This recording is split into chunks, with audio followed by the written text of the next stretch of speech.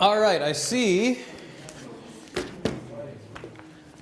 So some of you have some handouts. Just note on what they are. So there's one handle that says, Why a New Hymnal? That was produced by the Hymnal Committee.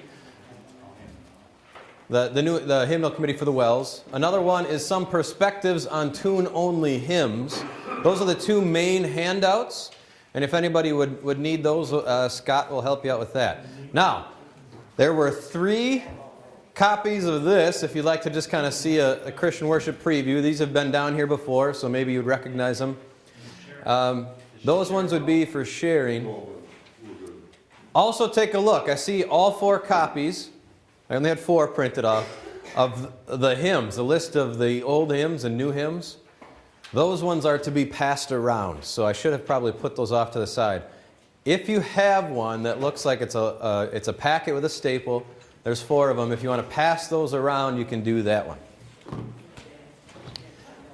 And if you haven't grabbed one yet, there's new hymnals up here in the boxes for you to check out. Keep in mind, we ask that you return those hymnals at the end of the presentation. If you have indicated to me that you would like to purchase a hymnal, I have your name listed somewhere else, and that will happen later on. Probably soon if you would like to start looking at it in the summer too. Well, how's everybody doing this morning? Good. Well, I'm excited. You know, we've been talking about new hymnal here and there within our circuit and some other places. If you've worshipped, anybody worshipped anywhere with the new hymnal yet? Just one? Just one. You're faithful to St. Paul's. That's good.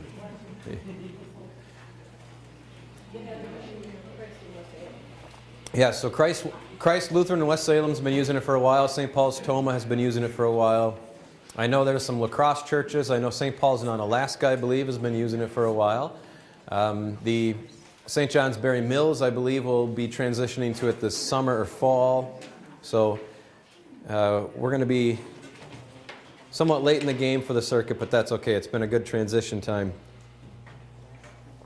I'm excited to tell you a little bit about it. Now keep in mind, this presentation isn't going to be exhaustive. We're not going to talk about everything, every new aspect of the new hymnal. We're not going to talk about every little part of our implementation here at St. Paul's. But I do want to give you kind of an overview and an outline of some things, first of all, about the new hymnal. And then also, along with that, some ways that, some challenges that might be coming and some blessings that might be coming from it, and how we plan to implement it from there. Thank you, Scott. Appreciate that. All right, as you can see, first Sunday is September 3rd. That's when we'll have the new hymnal in the pews. It will be done after, obviously, the summer renovations and everything going on here, so that won't be a worry. The new hymnals will be right there in the pews. We've got them ordered. We've got them paid for. We've got them picked up, and they're sitting in storage. And so they're all ready for us. So Sunday, September 3rd will be our first Sunday with that. If you would like, just in general, more information on the new hymnal, it's christianworship.com. You can check that out. And in case you're wondering, yes, they went with the same name, Christian Worship. So the red hymnal, called Christian Worship. This blue one, Christian Worship. That's not confusing at all. So we've got CW 93. That's when the last one came out. It was 93, so 30 years ago. And now this new one is technically came out at the end of 21. So it's CW 21 is how you'll see it. All right, first what I'd like to show you is just kind of an overview video.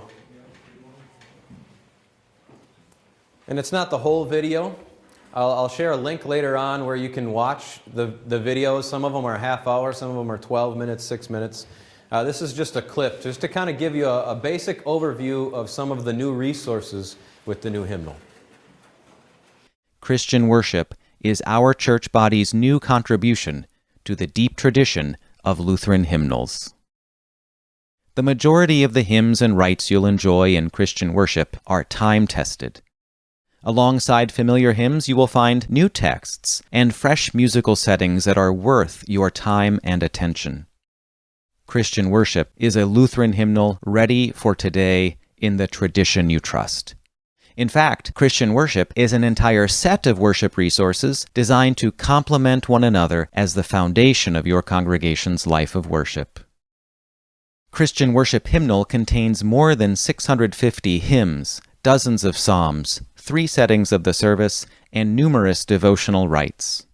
With personal prayers, the small catechism, and rites specifically designed for private or small group use, Christian Worship Hymnal belongs in every congregation, every classroom, and every home. Christian Worship Psalter is something new to our church body. Christian Worship Psalter provides at least one musical setting for all 150 psalms. Many psalms have 2 or more distinct musical settings. With its breadth of genre and style, Christian Worship Psalter makes the Scriptures songbook more accessible to your congregation than ever before. Christian Worship Psalter belongs next to Christian Worship Hymnal, where God's people gather together. So just an overview there. You see the new hymnal, you see the Psalter. We'll talk about that a little bit later. Now, as I was putting this presentation together, I thought to myself, all right, what would the people really most want to know and be able to look at and kind of get a preview of? And my first thought was liturgy. One of the biggest parts of our worship, obviously, is the liturgical service. All of it is structured together. So I just want to give you kind of an idea of what the liturgy is like, and also, you know, some of the differences, some of the blessings, and we'll see, too, some of the challenges in a little bit. The liturgy, first of all, there's 3 settings in the hymnal. So you know how the last hymnal, or the 93 hymnal, you had the common service, that's page 15. You had service of word and sacrament, that's page 26. You have service of the word, that's page 38. You also had morning prayer, you had some other ones too. And then the supplement came out, and that's where they had divine service 1, divine service 2, and so on. The new hymnal has 3, and they're called setting 1, setting 2, setting 3. So it's not too complicated with the naming. But the idea with this is that you just go to one, you know exactly what we're talking about. If I say service of word and sacrament, you know, now you're just kind of like, all right, wait, what page is that? You got to know the page number. Here with setting 1, setting 2, you find where the settings are, you just go to the right one. That's the idea. The additional settings are actually available as well. There's another one, a 4th one, that's already available in what's called the Online Service Builder program. Our congregation has chosen to go with the subscription of the Service Builder because of the options that it provides. And the Service Builder, what it is it allows us to map out and calendar and just as a worship planner to put everything all in one place. And then everybody else can kind of see it. And then if I need to print something out, guess what? I click a button and there it produces a bulletin. I click a button and there it produces whatever slides for the live stream. So whatever it may be, it's all super easy, and it can track it.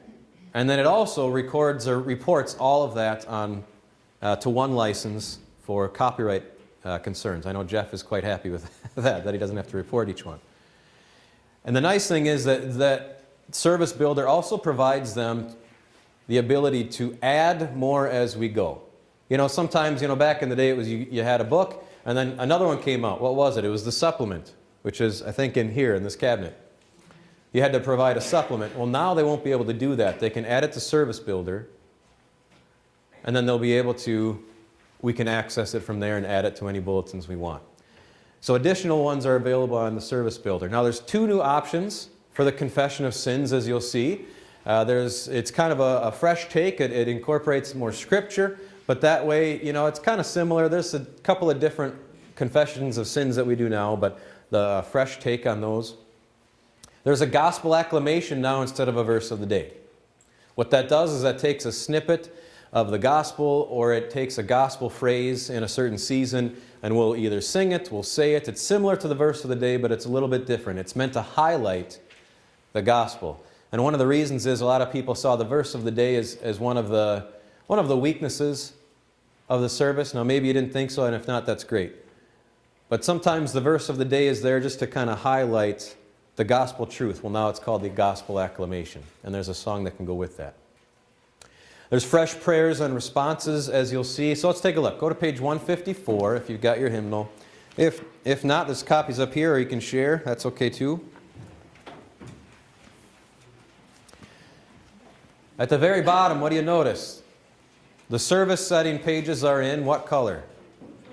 Red. That's meant to be an easy find. So if you want to use the hymnal as part of following the service instead of the bulletin, you can do that. It finds it right there in the red.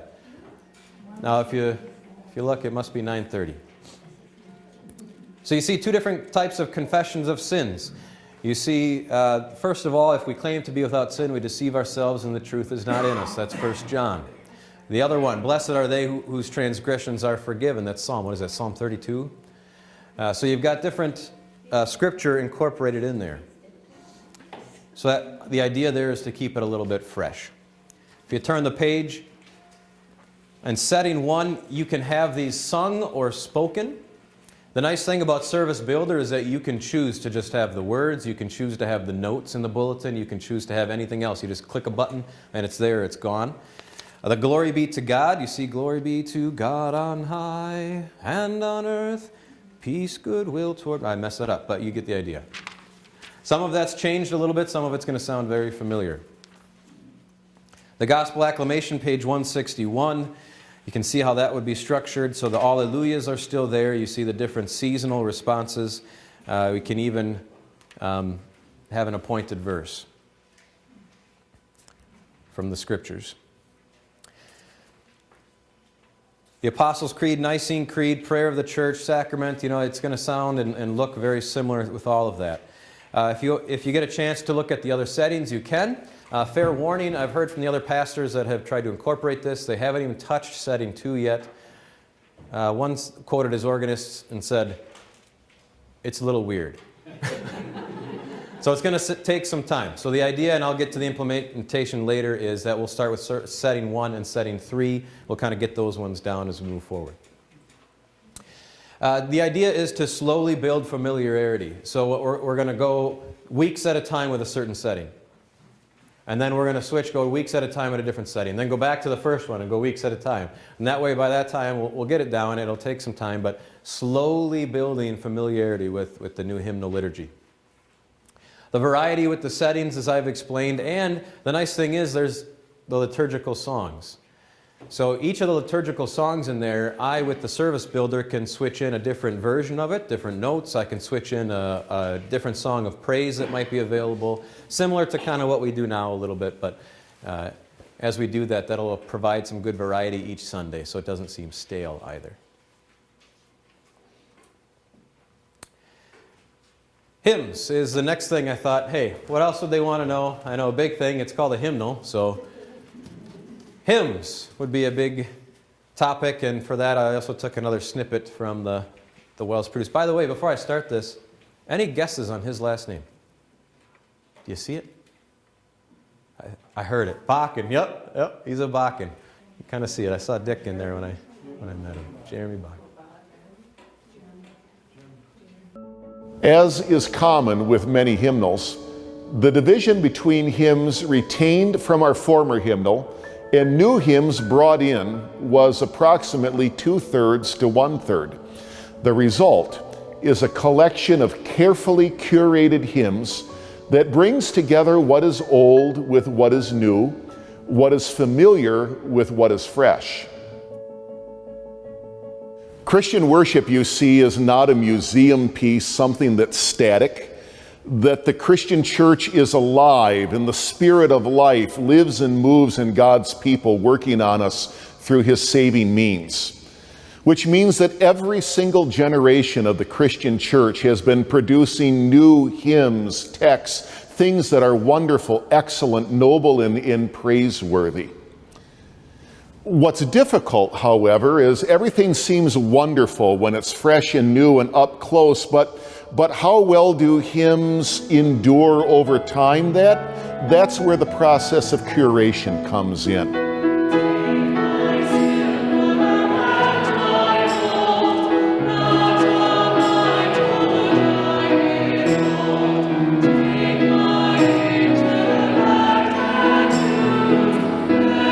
You might want to put it this way: why do we need a new hymnal? Isn't the old one good enough? Well, indeed, the old hymn contains many good things, But that old hymnal has also contained some hymns that have fallen into disuse.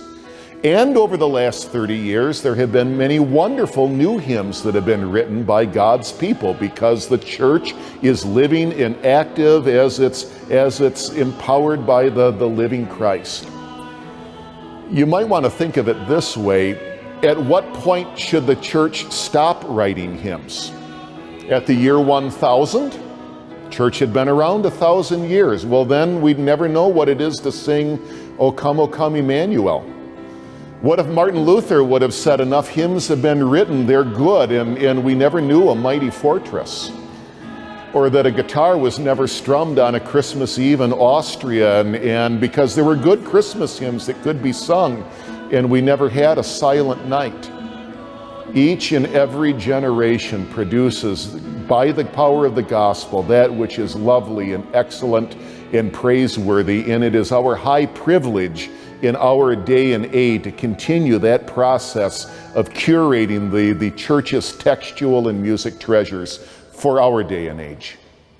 So as you heard with the hymns, about 2/3 have been carried over from Christian Worship 93 and the supplement, and about 1/3 are new hymns. And so you understand the reasoning behind that. Over the last 30 years, there have been some excellent hymns that have been used and worked in, and now it's part of the hymnal. Now, some of the hymns in there have new wording, so might be taking some getting used to there, and or tune. Sometimes a tune might change here or there, so that'll be the hard part for the accompanist who's so used to playing one way, and oh wait, that note is this time. Some of them actually return to the original Jacobean language. So the these, the thys, the thous, some of those were taken out, some of them are put back in. Some have only one line in the Pew edition, and this has been kind of one of the major points of contention. The reasons why, the explanation is in there in that one handout. You see that? So some of the reasons for their thinking. They didn't do it just willy-nilly. There was a reason why, and I'll let you look at that on your own, but some reasoning behind one-line hymns within the hymnal. Guess what? The nice thing is, even if there's a one-line hymn in the hymnal, I have the ability with the service builder to have all 4 parts. And so if there's a hymn that you say, hey, Pastor, we'd really love 4 parts for this after we sing it, I can incorporate that in the bulletin next time after I take a note of it. So it's not gone forever. It can be incorporated. The idea, what they recommend is for the hymns. Now you might be thinking, oh no, are we going to be singing all these new hymns? 1/3 of our hymns are going to be new. They recommend 6 to 12 per year. New ones. Learning them, might repeat them here and there, but just 6 to 12. Some congregations, 6 is just fine. Some congregations like, hey, bring it on, we'll do 12. We'll kind of find what we feel comfortable with as we get used to the settings as well. The idea is that we won't do any new hymns really for the first few months. It'll all be familiar hymns. As we introduce new hymns, we'll make sure to utilize choirs and cantors who will sing a verse or two at the beginning, and then we can join in as comfortable. Same exact slide. All right, give you an idea here. So first of all, some hymns that we're very familiar with. What is this? Amazing Grace. It's no longer 379. We don't have to get used to the new numbers. It's 576. Amazing Grace, how sweet the sound. You see anything different there? No. You see the one note. Now, keep in mind the one note things are something that I carried in from Service Builder as well. So what I have up here on the screen might not be what's in your hymnal. But there it is, Amazing Grace, we know that one well. This one, A Mighty Fortress is Our God. You got 4 stanzas. Now wait a second, why 4 stanzas? I thought there were only... Oh, there's actually more, there's actually Spanish now in there for those congregations that might have Spanish speaking. I got some new hymns. This has become a very popular hymn within the Christian congregations, Christian church. 10,000 Reasons. Bless the Lord, O my soul, O my soul. Worship His holy name. Sing like never before.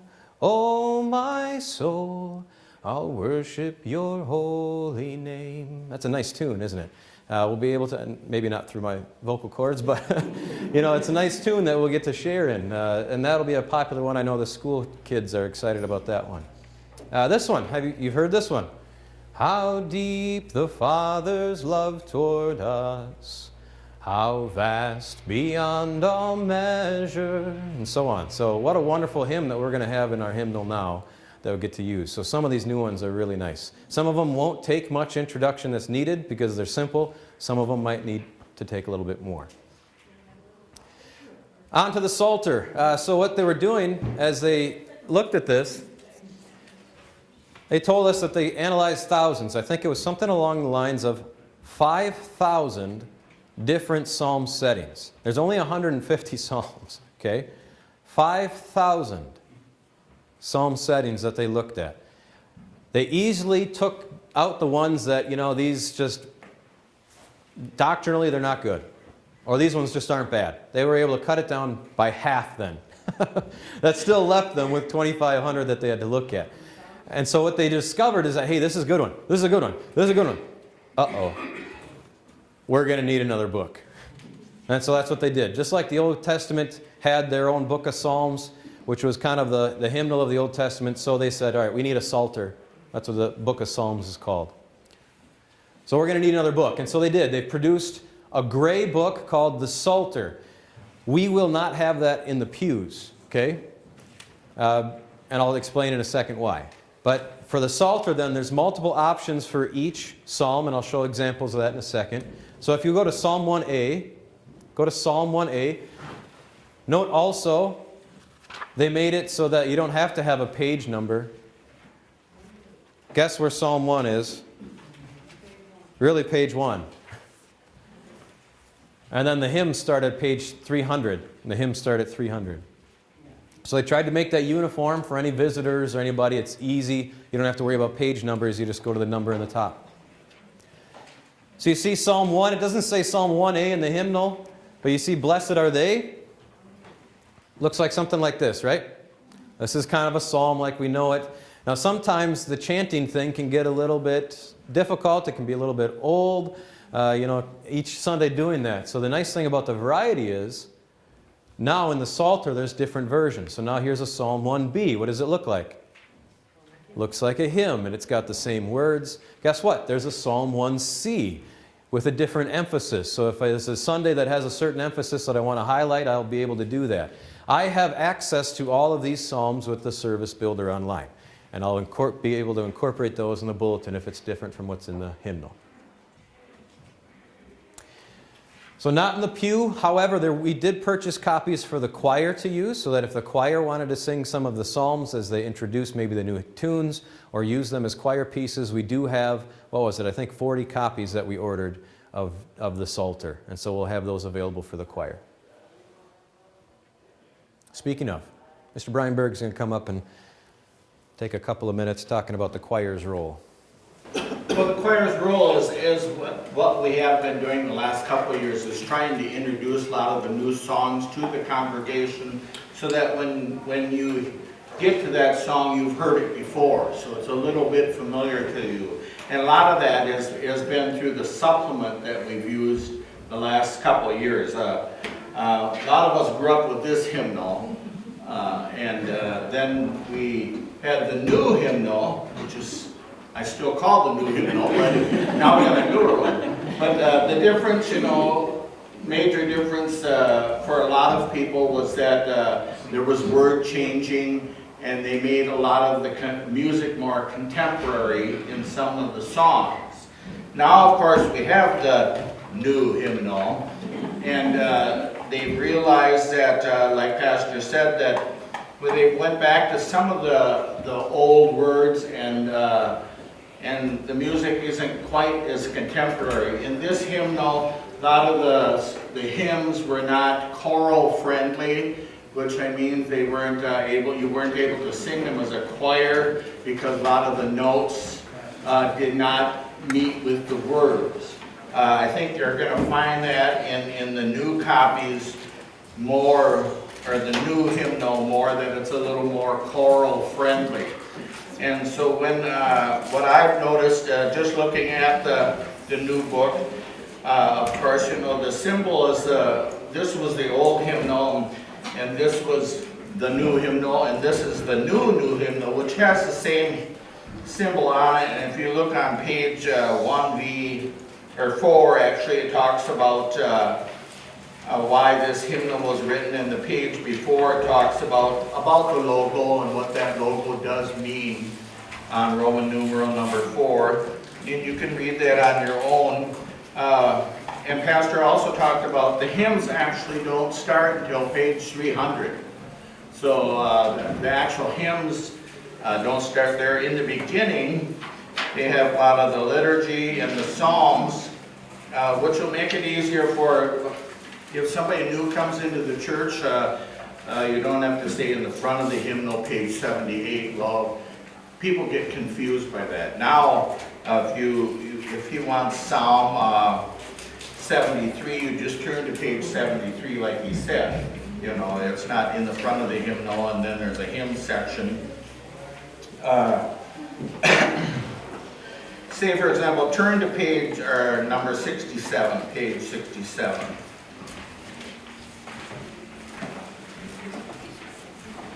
And that's a familiar psalm that we've sung before. Let the people praise you, O God. Let all the people praise you. So a lot of the same psalms are in there, but then all of a sudden you can turn, and there's used to be like Psalm 73, surely it is God who saves me, is not there anymore.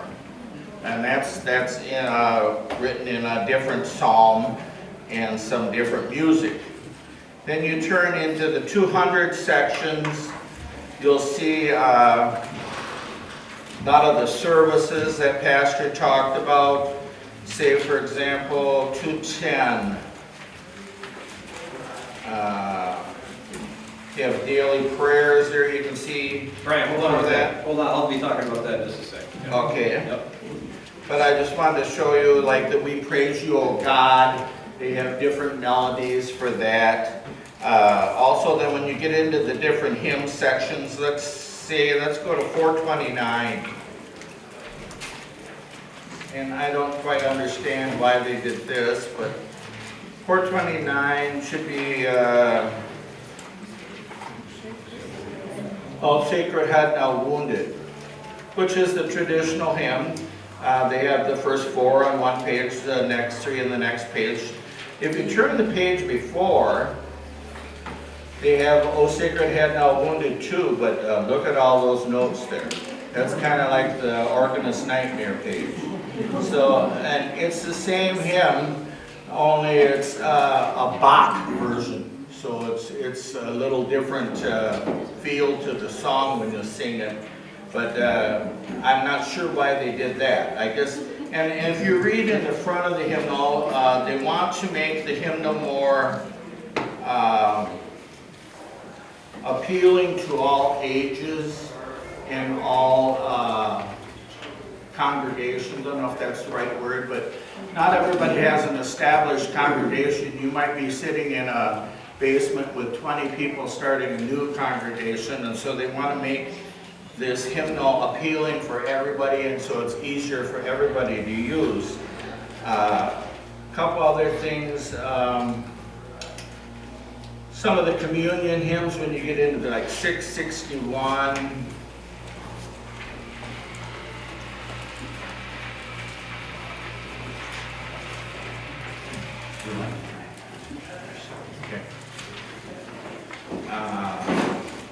and 770, he talked about the 661 would be one that we have been singing out of the supplement for a while, so you should know it. Draw near, take the body of the Lord. Or actually, it's 662. Go to 770, you'll see that's one of the favorite hymns that have been in all 3 hymnals. I come, O Savior, to your table. One thing I haven't found in here is this hymnal had a lot of descants and was guitar friendly. The new hymnal doesn't have it, that I found that. One thing I did like in the new hymnal is page 286. It's got the full catechism in it. All right, hold on with that. I got that. Okay. I'm not going to talk more about that. I guess from the choir perspective, we are going to help Pastor with anything he thinks we need help with to introduce the hymns to the congregation, whether it be through the choir or soloists. I know my sister Cindy vacations in Arizona all winter, and they've used the new hymnal exclusively there in Apache Junction in Arizona. She said they were a lot of hesitation at first, but they have been really getting onto it and getting used to singing a lot of the things. Especially the service, she said some of the liturgies were hard to attain. Anything else that you want me to address? No, that's good. Okay, go ahead. About the guitar thing, there is a musician's resource that will have all of that available. It's just not necessarily within the hymnal itself. But a lot of it has not just guitar, it has different instruments as well, all online and available. And that's something that we'll continue to add more pieces to it for different what's needed. That's a nice part. Now, one thing I wanted to highlight is that this hymnal is also developed for use in the home, and you notice, and the classroom. There's some really good emphases here within the hymnal. First of all, if you go, you can page through these on your own, but just to highlight, there's, if you want to use them for daily prayer. In the classroom or at home, there's a way to do that that guides you to do that. Devotions on page 235 that takes you through different ways that you can go through devotions for yourself at home. There's a daily lectionary. I want to read this today. This is going to be, as I go through my daily devotion, this is going to be the reading. Psalms for prayer. So you can have different ones that you can pray that are there listed as well. You'll also notice there's personal prayers. So different areas of life where I need a prayer, there's some of those in there. There's Luther's Catechism, as was mentioned. So now that's in there. That's for use at home as well. Hymn-centered devotions. So if you want to do something like, you know what, I want to sing this hymn. Turn to any hymn. Just open it up. Turn to any hymn. Look at the bottom of the page. The very bottom right of the main hymn page, you can see there's scripture references. And so you're able to sing a hymn, read a passage that is actually reflected within the hymn, and you can kind of see where that comes from. Other features, and I'm sorry I'm blowing through this now. I got 3 minutes before I got to lead worship again. Other features, the musician's resources I mentioned, the service builder program with more to come that's in there that we'll be able to use for worship planning. Worship slides creation for Jeff for the live stream. Our council did recently vote to add a screen up on underneath the Alpha upstairs in the church, and so it'll also be able to, we'll click a button and there it is right there on the screen. So an announcement to that is coming up here in a little bit. Hymns for Life curriculum is used in the school, and so these new hymns will be able to be incorporated right along with that curriculum so the students can learn these new hymns and even the old hymns there too. Now, some of the challenges that we've got ahead, there are indeed challenges ahead. First of all, getting people used to the new service settings will provide a challenge. It'll be different. You go through it, you can't help but say this is different. Sometimes different can be good as it makes you think, but as you're especially singing the notes, there might be some fumbling on in the beginning. There's going to be a transitional period for sure. Some harmonies have changed, and it might be a little bit complicated to relearn, as Brian kind of mentioned a little bit too. The pages of the new hymnal are thinner, so just a note on that, as you're looking to flip it, they tried to pack a lot in there, so it's a little bit thinner, harder to turn. The accompaniment books are now a 3-volume set. That doesn't really affect you, that affects our accompanist, but boy, these books are heavy. There's a lot. So Harriet's going to be coming with these gigantic biceps to worship here from now on. There are blessings, though, as well. And those aren't the only challenges, by the way, just some to highlight. There are blessings, though, and these aren't the only blessings. So there are some really good new hymns, as we looked at. So this is going to be a blessing with those new hymns. There's a good variety of hymns, so you've got the old, contemporary, and the historical. You got a good mix of them. So no matter what congregation is using what, they've done a good job being flexible for everybody. And the choir should be able to sing anything in the new hymnal. That's what Brian wanted to highlight as well. There's new, fresh hymns will be good for the children to learn in worship and in school. There are some hymns that we sing for chapel that we don't necessarily sing here in worship, but then when we do, the kids are the ones belting it out. And so that'll help generationally now as we move forward too. The expanded at-home use, the flexibility that's in there as I'm able to worship plan and switch things out, super easy. And then the new technology will be a great blessing to us as we utilize that. They've really focused on this hymnal being one for, they had to think for the next 30 years. So how do you do that with technology? They tried to make that flexible too. Implementation that I'll do in about 1 minute.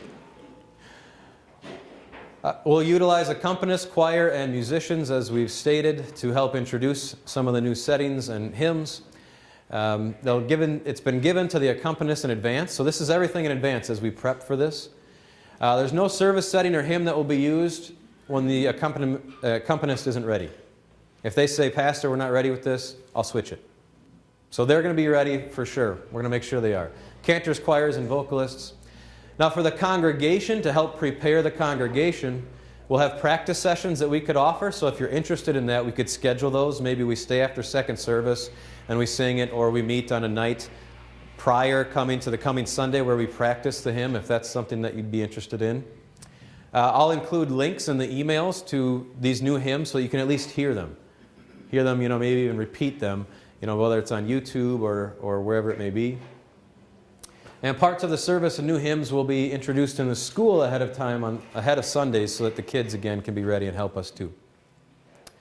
Now, implementation on Sundays, the emphasis is slow and steady. I talked to you about really 4 weeks at a time, setting 1. 4 weeks at a time, setting 3, going back to setting 1. Being comfortable with setting 1 and setting 3 before we move on to setting 2. Only 6 to 12 new hymns each year. Choir, cantor introduce 1 or 2 of the verses. Instructions will be in the bulletin, and just so you guys know too, I don't necessarily need to have these instructions, but for those who aren't here at the presentation, it's join as you're comfortable. You don't have to sing every single verse or feel bad about it. If you're not comfortable yet learning it, it's okay. That's the main key that the hymnal committee at this Lutheran Leadership Conference, it's okay to mess up. It's okay to not have it down yet. It's new, and it's going to be new to all of us. I say questions, but those you'll have to email to me as I get ready for worship. Here is a couple of websites. If you want to mark those down, write those down. That's where you can find out more about the new hymnal. This is where you'll find those videos. I know it's a lot. Wells Congregational Services, introductory to the new hymnals, the presentations. Those will find the videos that give you the overviews. Any questions that you have, please let me know, but we know that the Lord will continue to bless us with the gospel.